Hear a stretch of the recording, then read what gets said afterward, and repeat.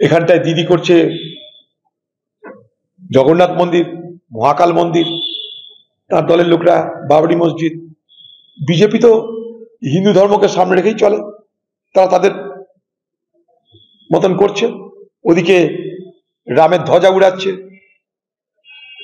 আর এখানে তাদের লোকরা বলছে রাম মন্দির করবে। দেশে মন্দির মসজিদ যা আছে থাক, মন্দির মসজিদে কারো কোনো দাবি নাই। কোনো মানুষ বলছে না আমাকে মন্দির করে দাও, মসজিদ করে দাও। মানুষ বলছে চাকরি দাও, খেতে দাও, শিক্ষা দাও, স্বাস্থ্য দাও। সেটা দিচ্ছে কোথায়? ভোট করার জন্য করছে কেউ। আবার বলছি ভারতবর্ষে মন্দির মসজিদ জন্য মানুষের কোনো দাবি নাই, সমাজ তার মতো করে করে। এখানে কোনো সরকার হস্তক্ষেপ করে না। মহাকাল মন্দির করছে সরকারি টাকায়, জগন্নাথ মন্দির হচ্ছে সরকারি টাকায়। কেন? দুর্গাঙ্গন হচ্ছে, দুর্গা ঠাকুর থাকবে সরকারি টাকায়। কেন? সরকারি টাকা তো সব সম্প্রদায়ের মানুষের টাকা, সব ধর্মের মানুষের টাকা, মানে সরকারি টাকা। তাদের কি মতামত না হয়েছে যে মন্দির করতে আমি খরচা করবো, আপনারা পারমিশন দেন? বলুন, বেসিক কোশ্চেন জিজ্ঞেস করছি। কারণ কোন মুসলমান মন্দির করতে সে অর্থ সাহায্য করতে পারে না আইনত। তাহলে কি হয়? পৌত্তলিকতাকে সমর্থন করা হয়, যেটা মুসলিম ধর্মে নিষেধ। তাদেরকে কি পরোয়া করছে? সরকারি টাকায় মন্দির হচ্ছে, কেউ মন্দির চাই না। দিদি বিজেপির সঙ্গে টক্কর মারার জন্য মন্দিরের রাজনীতি করছে। বিজেপি বড় হিন্দু না দিদি বড় হিন্দু, মোদী বড় হিন্দু না দিদি বড় হিন্দু, এই প্রতিযোগিতায় নেমেছে। আমি গণৎকার না, বাংলার মানুষ সচেতন মানুষ, বাংলার মানুষ সচেতন ভোটার, তারা যাকে খুশি ভোট দেবে। তবে এবার বাংলার মানুষ তৃণমূল সরকারের প্রতি কিন্তু প্রচন্ড ক্ষিপ্ত হয়ে আছে, তাই দিদি ম্যানেজ করার চেষ্টা করছে। বাংলা বঞ্চিত, বাংলাকে পশ্চাৎপদ রাজ্যের নাম ভারতবর্ষে। এই বাংলায় কমসে কম গণতন্ত্র বলে কিছু নেই। এবং এটা বলতে পারি বাংলায় ভোট হয় না, পঞ্চায়েত ভোট হয় না, মিউনিসিপ্যালিটি ভোট হয় না, সমবায় ভোট হয় না। এখানটায় ভোটের দিন ভোট দিতে দেওয়া হয় না মানুষকে। ভোট চুরি তো অনেক বড় আগের কথা, ভোটের দিন ভোট করতে দেওয়া হয় না। অন্য ভোটারের নাম নিজেরা দাঁড়িয়ে থেকে সেখানটায় ছাপ্পা মারে, সেই ভোটার এলে বলে বাড়ি চলে যান। সেন্ট্রাল ফোর্স তারা কি করবে? তাদেরকে তো ম্যানেজ করে নেয়।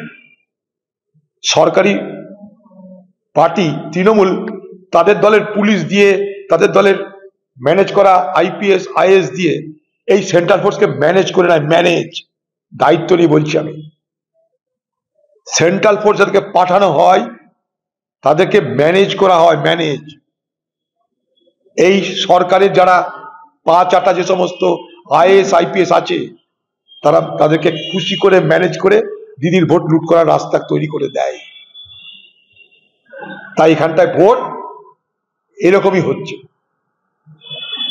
মানুষের ভোট অধিকার এই সরকার কেড়ে নেয়।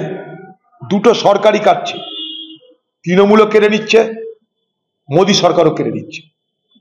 আমাদের এখানে পঞ্চায়েত ভোট করতে দেওয়া হয় না, আমাদের মিউনিসিপ্যালিটি ভোট করতে দেওয়া হয় না, সমবায় ভোট করতে দেওয়া হয় না।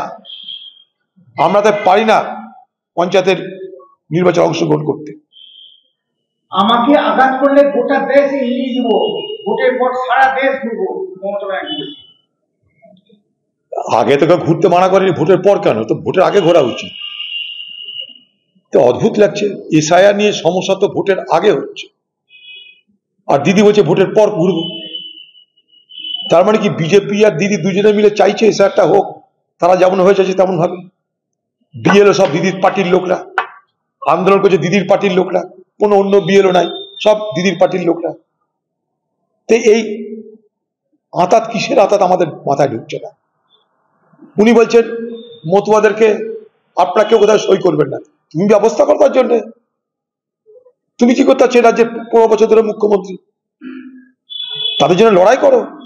এখন ভোটের সময় ওখানে একটা মিছিল করে দিল।